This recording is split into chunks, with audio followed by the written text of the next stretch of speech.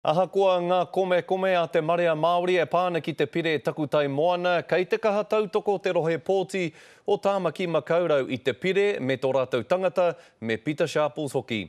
I roto i ngā hui i tū i te mutunga o tērā marama i kotahi tonua i te whakatau a te rohe pōti o Tāmaki kia tautoko i te pire takutai moana.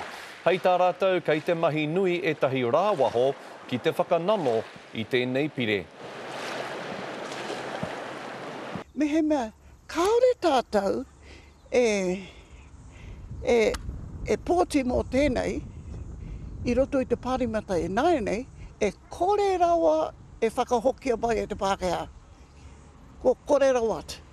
Ko tū, ko te ture o te reipa, e kore nei mātou e pai atu.